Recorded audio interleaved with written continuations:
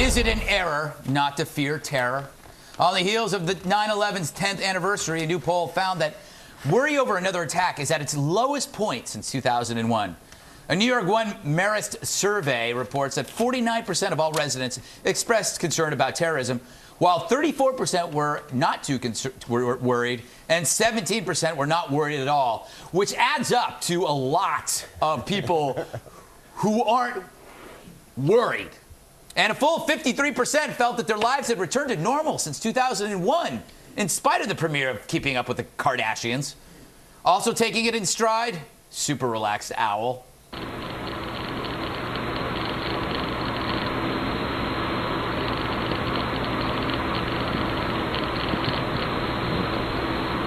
No, I don't like that owl. That's so him. That's weird. Yeah.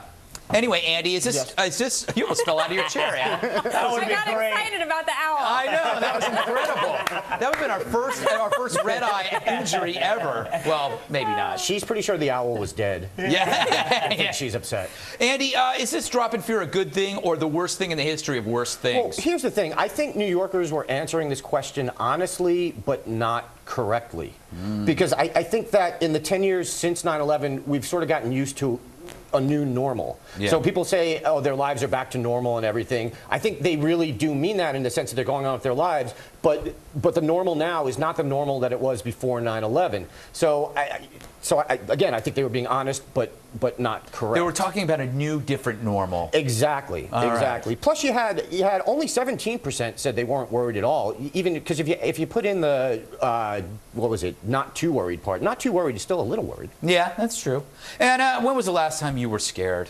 I break into a cold sweat every day on the train. Yeah. Anytime I think someone looks mildly suspicious, I walk 5 trains down cars down because I figure I'll be safe. I don't know. So you profile, eh? I do. Who doesn't? I watch for all the signs. Yes. But I think that this is kind of misleading. 49% of people being worried is a lot of people. That's 1% shy of half of people. But that means 1 out of 2 isn't worried. That's kind of interesting. Maybe they're the terrorists.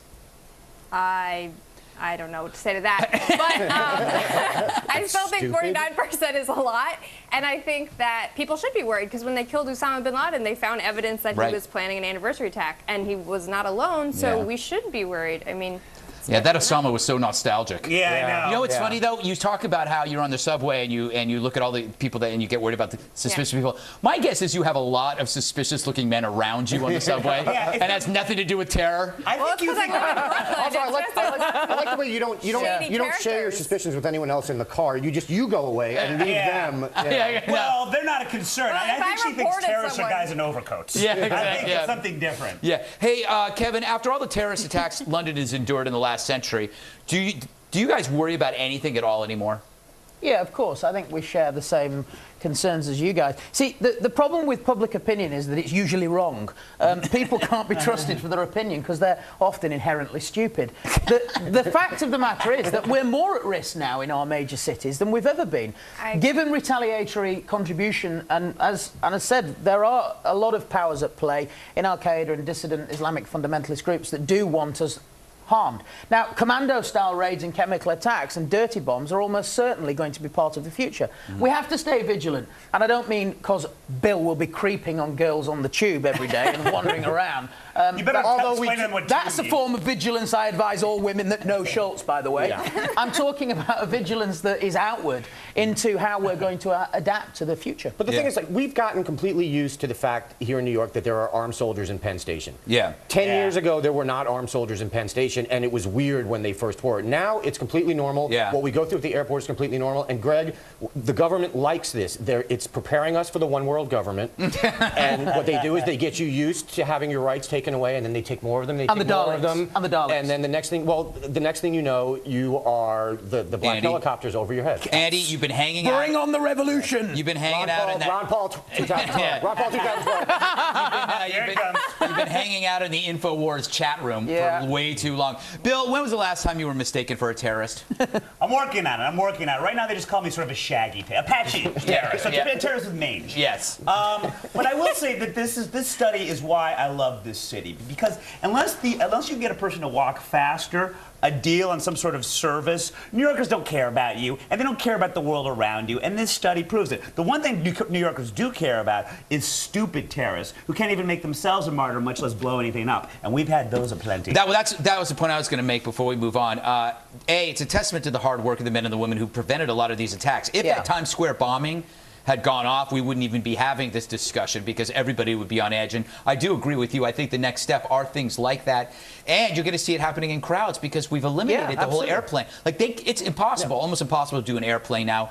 They're going to start looking at crowds at Penn Station, at areas. Sports grounds, and that's shopping malls. Thing. And the longer that we go without attack, the more likely I feel like one is, because I don't think they're going to just decide one day to give up on us. You're really bumming me out on a Friday night. I was in this wonderful weekend planned all through New York, Greg. I'm staying at home. You were doing the Penn Station tour. Oh, I would love the Penn Station. I read an article about how to spot a terrorist, and Bill is that because he wears weather inappropriate clothing. He sweats a lot, and he emits strong smells. It's like covering up the bomb smell. The blondes have been getting meaner to me on the show. I would like to add. And also, this is very weather appropriate. This is seersucker, not a winter coat.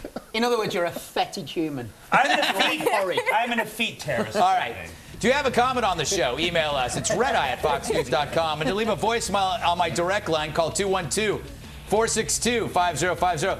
And still to come, the halftime report from Joe DeRosa. Andy Levy sucks. Wait, what? Tonight's halftime report is sponsored by Water Slides, the type of slide designed for warm weather recreational use at water parks, often varying in their riding method and size. Thanks, Water Slides.